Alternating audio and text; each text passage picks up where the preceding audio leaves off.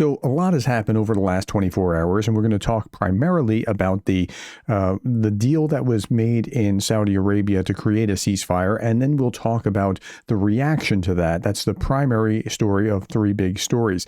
Don't miss the last big story because it's huge. I mean, potentially this is even bigger than that.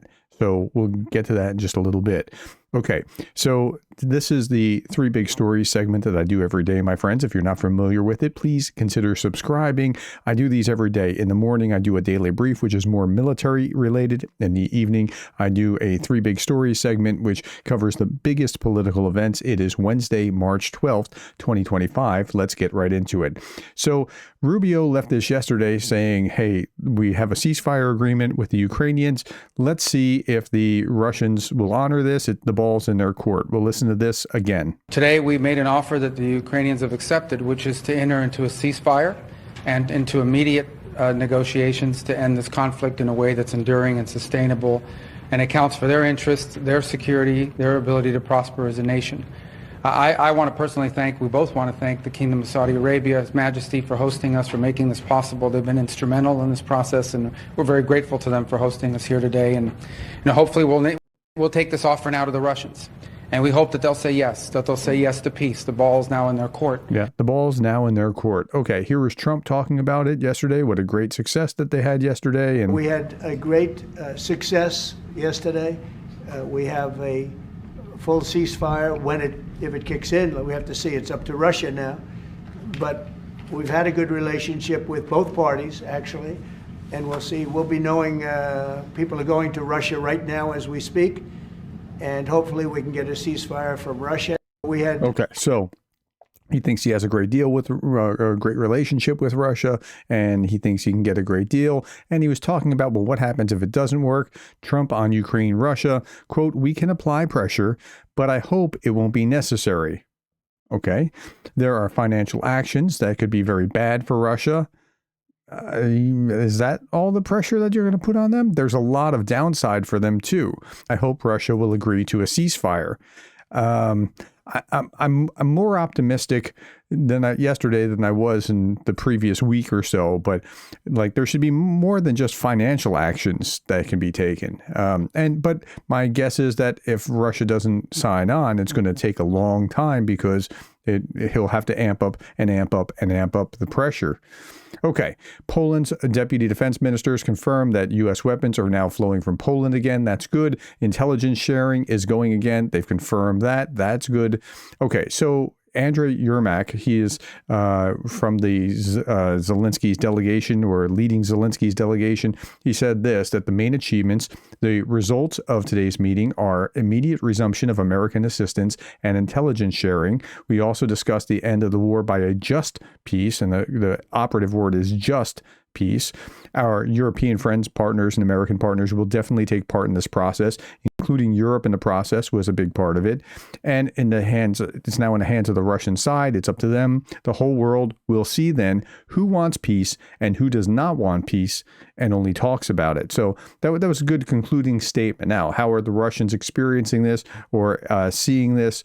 Well, one more thing before I do that. Keir Starmer said, I warmly welcome the agreement today and congratulate President Trump and President Zelensky for this remarkable breakthrough. This is an important moment for peace in Ukraine. We will now all need to redouble our efforts to get to a lasting and secure peace as soon as possible. Okay, fine. That good statement. All right. Now, how is Russia reacting? Russia reacted cautiously to a proposed ceasefire agreement announced by Ukraine and U.S. negotiators.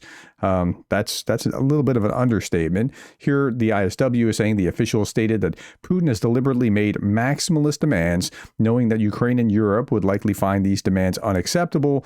Western security officials report of the Kremlin's intention to achieve its maximalist goals in Ukraine are consistent with Putin's and other Russian officials' public statements, even as Kremlin has attempted to posture itself as open to negotiations and ending the war. Yeah, so no, we're for peace. It's Ukraine. They're the problem. But yeah, he just hangs on to those demands.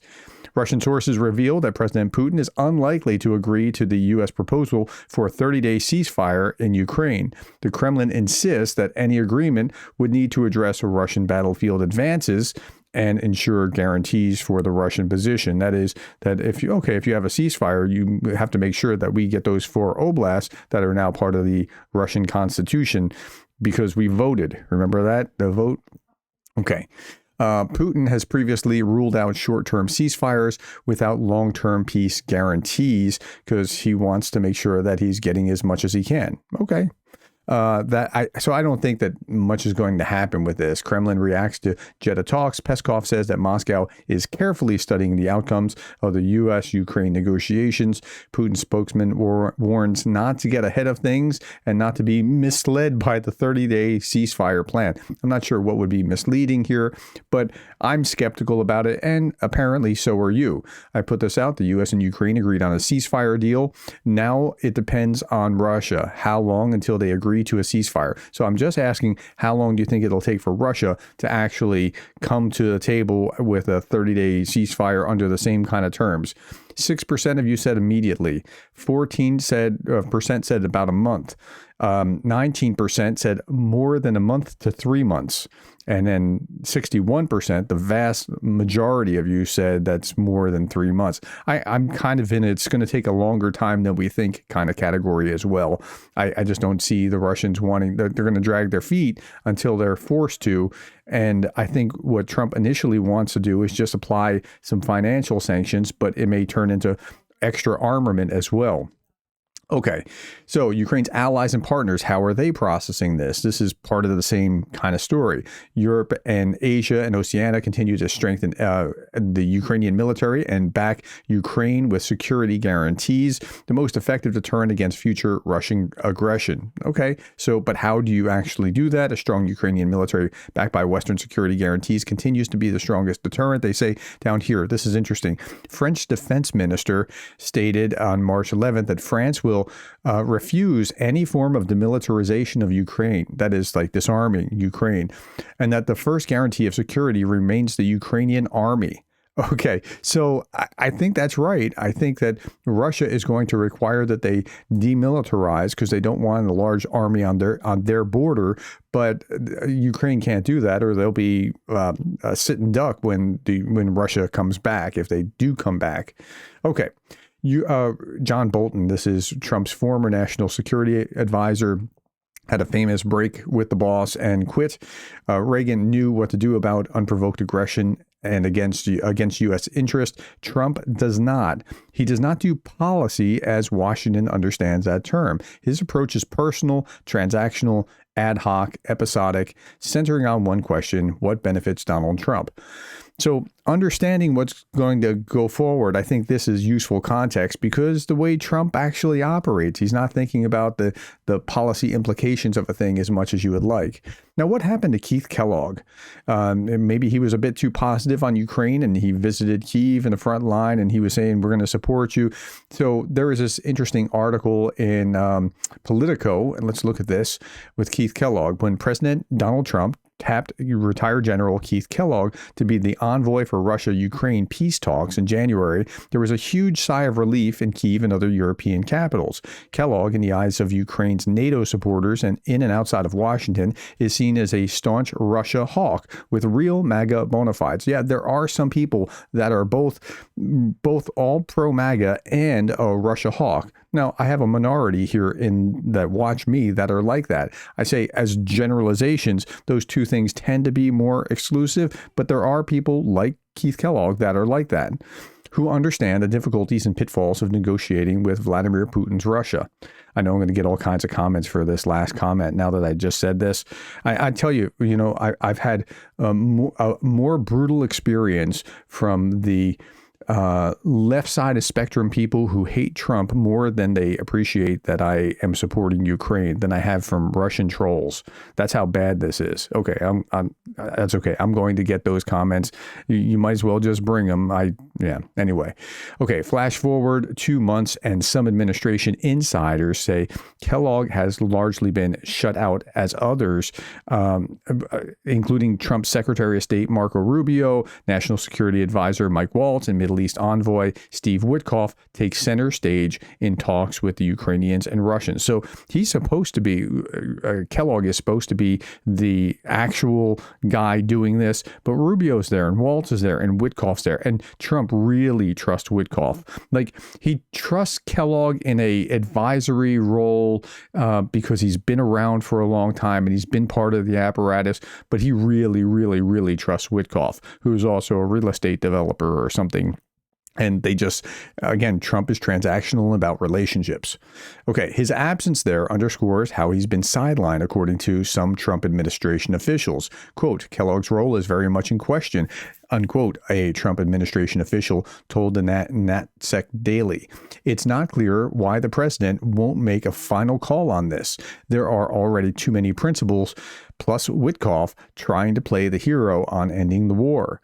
But other officials have contested this. Quote, President Trump has utilized the talents of multiple senior administrative officials to assist in bringing the war in Ukraine to a peaceful resolution. General Kellogg remains a valued part of the team, especially as it relates to talks with our European allies, unquote, according to White House National Security spokesperson James Hewitt. Okay, I think both of those things are kind of simultaneously true, that he has been sidelined. He is a part of the team. Trump will use him here, but he won't use him there because he's going to move these people. I don't want to say like a chessboard because that's like giving too much credit, but he'll tap them at the right time for certain issues and he won't for others. So I think that's what's happening with Kellogg. So he's there, but he's not, I think, as primary as you would have thought.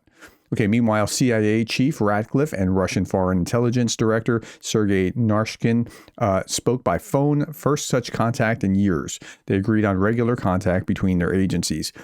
I don't see alarm bells here. So I see that talking is actually a good thing as long as you're, holding up your side of what you're supposed to be holding up and not just rolling over. So talking is not necessarily a bad thing. So that's fine. Okay, now this is the second big story. I want to talk about trust.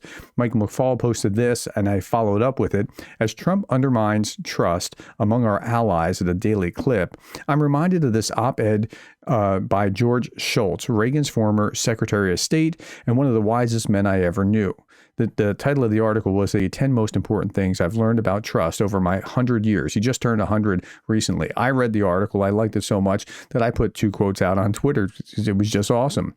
December 13th marks my turning 100 years young. I've learned much over that time, but looking back, I'm struck that there is one lesson I learned early and then relearned over and over. Trust is a coin of the realm. Let me repeat that. Trust is the coin of the realm. When trust was in the room, whatever the room it was, the family room, the school room, the locker room, the office room, the government room, or the military room, good things happened.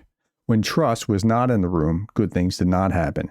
Everything else is details, George Shultz said. Okay.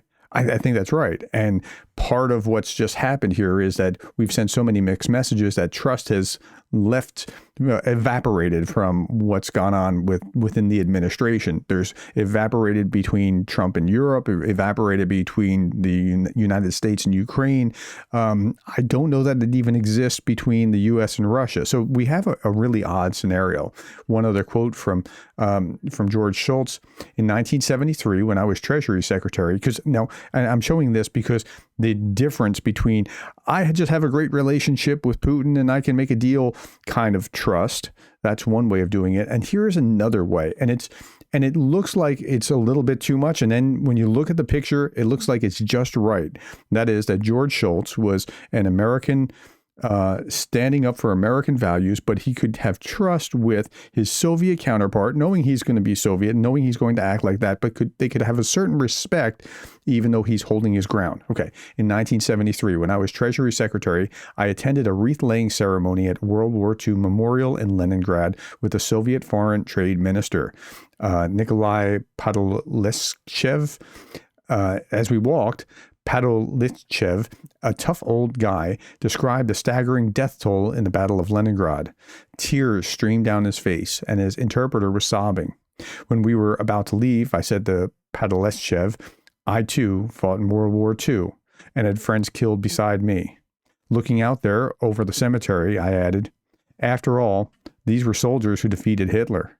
Facing the ceremony, I raised my best Marine salute and Pavelechev thanked me for the show of respect. Later on, to my surprise, I found out that I had earned the trust of Soviet leaders as a result of this visit. See, that's the way. You're standing your ground, even if you are genuinely respectful of the other party in the process. But both of those things have to happen simultaneously. Okay, here's the third big story, and this is absolutely terrible.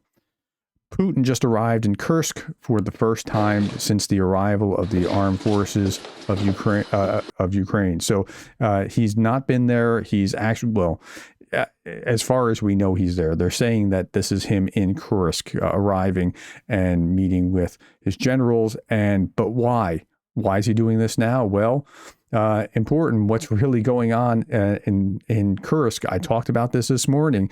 It's bad. If you have not seen what's going on in Kursk, this is the very next video that you need to be watching. If you watch it already, you'll understand. All right, last little bit. Russia became the world's largest country by always honoring ceasefires. Yeah, this guy's got away with words. All right, my friends, that's all that I have. Thank you for the time, the likes, the shares, the subscribes, and thank you for being the kind of person that cares about Ukraine. Watch this video next about what's happened in Kursk today.